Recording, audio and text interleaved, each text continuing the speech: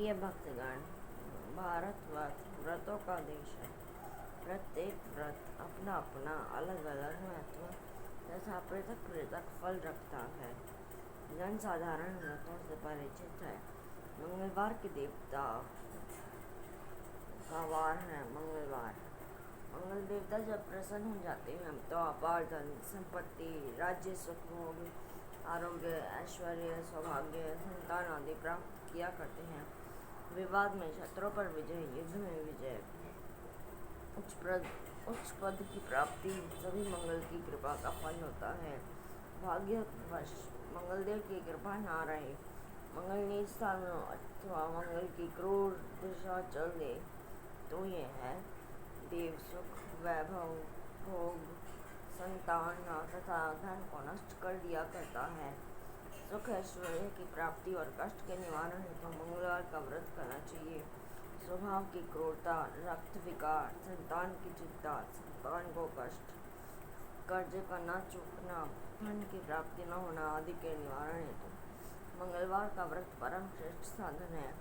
श्री हनुमान जी की कृपा से कायिक, वाचिक, मानसिक और संसर्ग जनित पाप, उपपाप तथा महापाप दूर होकर सुख, धन तथा यश का लाभ होता है। सर्व सुख, रक्त विकार, राज्य सम्मान तथा पुत्र की प्राप्ति के लिए मंगलवार का व्रत किया जाता है। इस व्रत को प्रत्येक स्त्री पुरुष कर सकता है। मंगलवार के दिन प्रातःकाल उठकर अपामार्ग लहच चढ़ा की दातुन करके तिल और आंवले के चूर्ण को लगाकर नदी, तालाब अथवा घर में स्नान करें। स्वच्छ लाल वस्त्र धारण करें। लाल चावलों का अष्टदल कमल बनाएं। उस पर स्वर्ण की मूर्ति बनवाकर प्रतिष्ठा आदि करें। लाल अक्षत, लाल पुष्प, लाल चंदन, रक्त धान्य, गेहूं आदि के बने हुए पदार्थों का भोग लगाएं। घर में सुंदर और पवित्र स्थान में गोबर से लीप कर पत्नी के सहित मंगल देव का पूजन करें। मंगल का ध्यान करें तथा भोजन के स्थान में घी का 4 बत्तियों का चौमुखा जलाएं। 21 दिन मंगलवार का व्रत करें और 21 लड्डू का भोग लगाकर वेद के ज्ञाता सुपात्र ब्राह्मण को दान दें।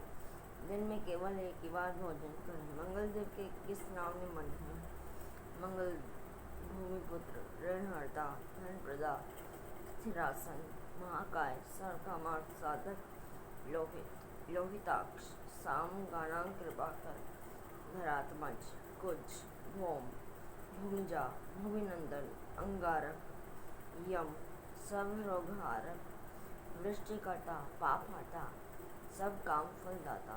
मंगल पूजन।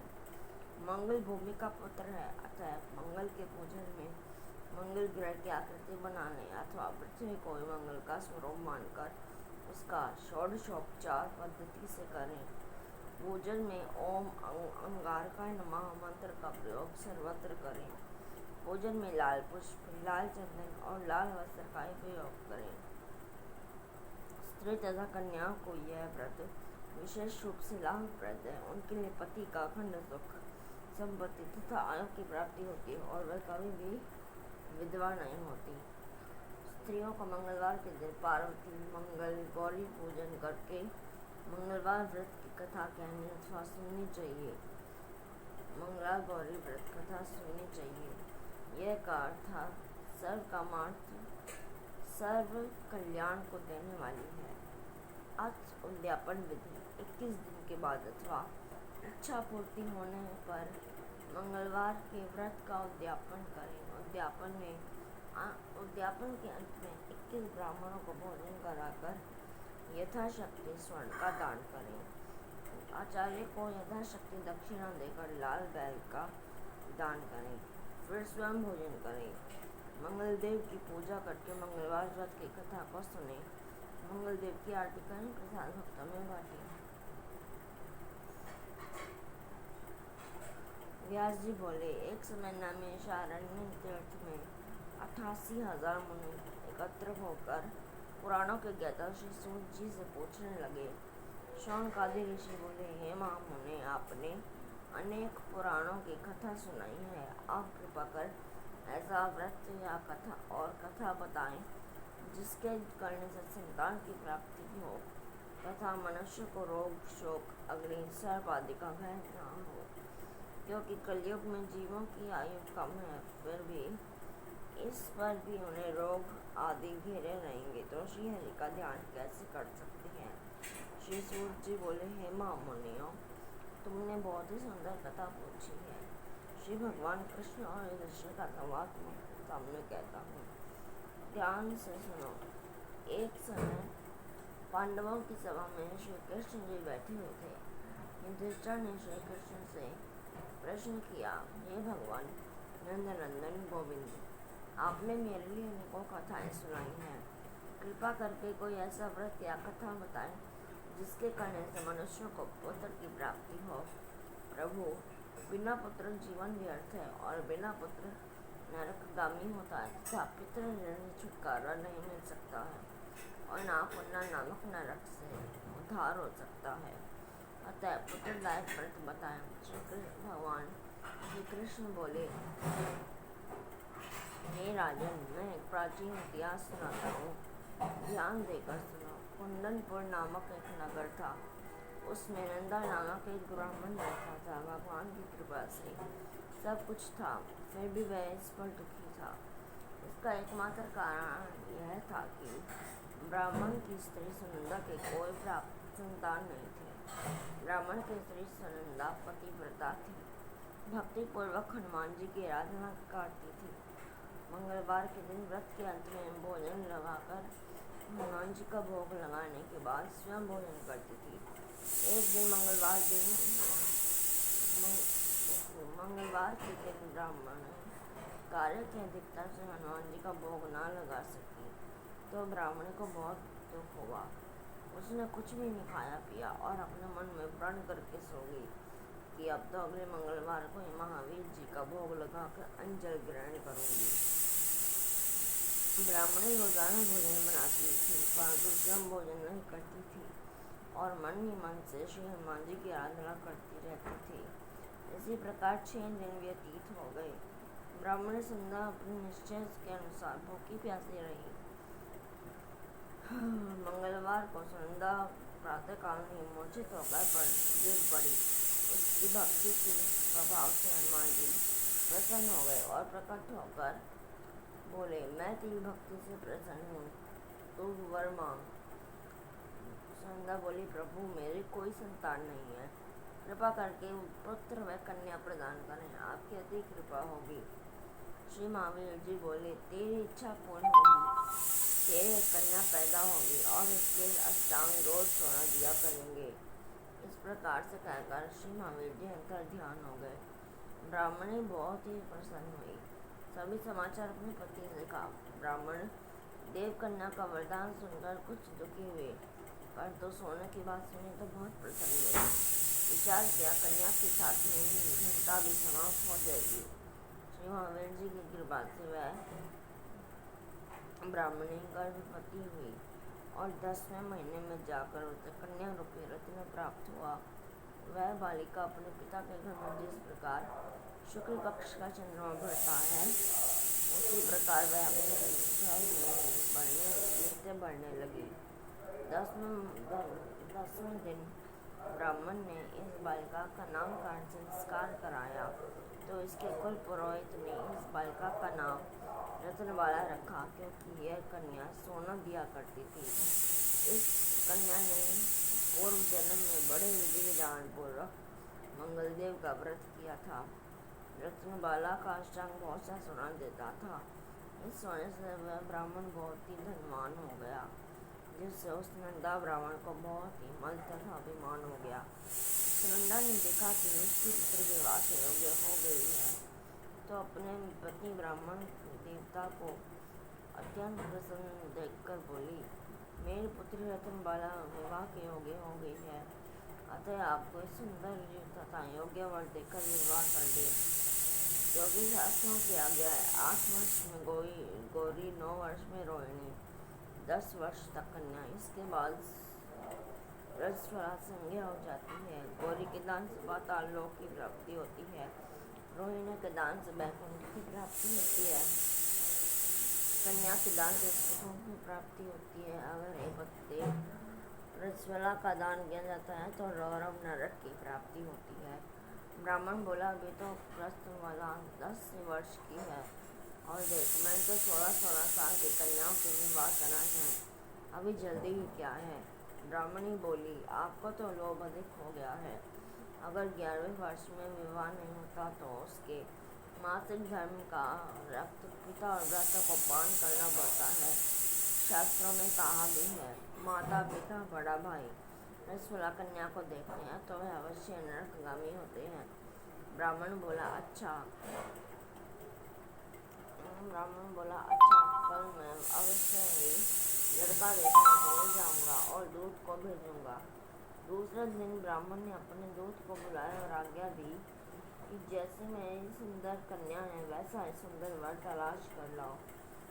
दूत ने अपने स्वामी की आज्ञा पाकर बम्बई नगर में एक सुंदर ब्राह्मण बालक को देखा। बालक देखने में सुंदर था तथा ब्राह्मणों के सभी गुण इस बालक में मौजूद थे। इस बालक का नाम सोमेश्वर था। दूत ने आकर स्वामी नंदा के बालक को बतलाया। ब्राह्मण ने सोमेश्वर को देखकर विधिपूर्वक विवाह कर दिया तथा कन्यादान में काफी धन दिया। ब्राह्मण ने विधिपूर्वक कन्यादान कर अपने को बहुत भाग्यशाली माना। नंदा को महालोभ हो गया। उसने विचार किया कि अब कन्या तो चली जाएगी, मेरे लिए सोना जो इस कन्या से मिलता था अब वह अब नहीं मिलेगा। मेरे पास जो धन था इसकी शादी में खर्च हो गया है और जो कुछ भी है वह कुछ समय में नष्ट हो जाएगा। इससे इस कन्या का विवाह करके मैंने बहुत बड़ी गलती कर दी। अब मुझे वही उपाय करना चाहिए जिससे कन्या मेरे घर में बनी रहे और अपने ससुराल ना जाए। ब्राह्मण इसी पर विचार करते करते रात्रि वक्त सोया तक नहीं। उसने विचार किया कि जब कन्या को लेकर सोमेश्वर अपने घर के लिए जाएगा तो वह छुपकर मार्ग में उसका वध कर देगा और अपनी कन्या रत्नबाला को अपने घर ले आएगा, जिससे उसके लिए नियमित रूप से सोना मिलता रहेगा और समाज का कोई भी मनुष्य उसे दोष नहीं दे सकेगा। प्रातः काल हुआ। नंदा चंदन जमाए तथा लड़की को खूब धन देकर विदा किया। सोमेश्वर अपने पिता रत्नबाला को ससुराल से अपने घर लेकर चल दिया। ब्राह्मण नंदा महालोभ के वशीभूत होकर मार्ग में छिपा हुआ था कि जमाई को मारकर रत्नबाला को फिर अपने घर ले जाए, जिससे उसे अष्टांग सोना मिलता रहे, वह कभी निर्धन न हो जाए। नंदा ने उसे पाकर सोमेश्वर का वध कर दिया और अपनी लड़की रत्नबाला के पास जाकर बोला कि हे पुत्री, मार्ग में लुटेरों ने तेरे पति का वध कर दिया है, अब तू घर चल, वहाँ पर ही रहकर अपना शेष जीवन व्यतीत करना। भगवान की इच्छा के आगे किसी का कोई वश नहीं चलता है, उसे जो अच्छा लगता है वह वही करता है। और बेटी, जो भाग्य में लिखा है वही होगा, इसमें किसी का कोई वश नहीं है। अपने पिता के द्वारा अपने पति की मृत्यु का समाचार सुनकर रत्नबाला बहुत दुखी हुई और अनेकों प्रकार से रुदन करने लगी। अपने पिता से बोली, हे पिताजी, इस संसार में जिस स्त्री का पति नहीं है उस स्त्री का जीना व्यर्थ है। मैं अपने पति के साथ ही अपने शरीर को जला दूंगी और सती होकर अपने इस जन्म को, अपने माता पिता के नाम को तथा सास ससुर के यश को सार्थक करूंगी। मैं अब वापस लौट कर घर नहीं जाऊंगी। अपनी कन्या रत्नबाला के वाक्य को सुनकर ब्राह्मण बहुत दुखी हुआ। विचार करने लगा, मैंने व्यर्थ इसका वध किया, क्योंकि रत्नबाला इसके पीछे अपने प्राण तक देने को तैयार है। मेरे लिए ये धन अब प्राप्त नहीं होगा, मेरा तो दोनों तरफ से मरण हो गया। यह सोचकर वह बहुत ही रोने लगा। सोमेश्वर की चिता बनाई गई। सोमेश्वर की स्त्री रत्नबाला सती होने की इच्छा से अपने पति के सिर को अपनी गोद में रखकर चिता पर बैठ गई। जैसी अग्नि लगाई वैसे ही मंगलदेव प्रसन्न हो गए और बोले, हे रत्नबाला, मैं तेरी पति भक्ति से प्रसन्न हूँ, तू वर मांग। रत्नबाला ने अपने पतिदेव का जीवन दान मांगा। मंगलदेव बोले, रत्नबाला, तेरा पति अजर, अमर और महाविद्वान हो जाएगा। और भी जो कुछ तेरी इच्छा हो वर मांग। रतनबाला बोली, हे ग्रहों के स्वामी, यदि आप मुझ पर प्रसन्न हैं तो मुझे ये वरदान दीजिए कि जो आपका मंगलवार के दिन प्रार्थना काल लाल पुष्प लाल चंदन से पूजन कर आपका स्मरण करें, उसको रोग और व्याधि कभी ना हो, उसका सुंदरों से कभी भी वियोग ना हो, और सर्प अग्नि तथा शत्रुओं का भय ना रहे। जो स्त्री मंगलवार का व्रत करे वह कभी भी विधवा न हो, अनेक पुत्र और पौत्रों की प्राप्ति हो। मंगलदेव तथास्तु कहकर अंतल ध्यान हो गई। सोमेश्वर मंगलदेव की कृपा से जीवित हो गया। रत्नबाला अपने पति को प्राप्त कर बहुत ही प्रसन्न हुई और मंगलवार का व्रत प्रत्येक मंगलवार को कर व्रतराज और मंगलदेव की कृपा से इस श्लोक में नाना प्रकार के सुख भोग कर अंत में पति के साथ स्वर्गलोक हो गई।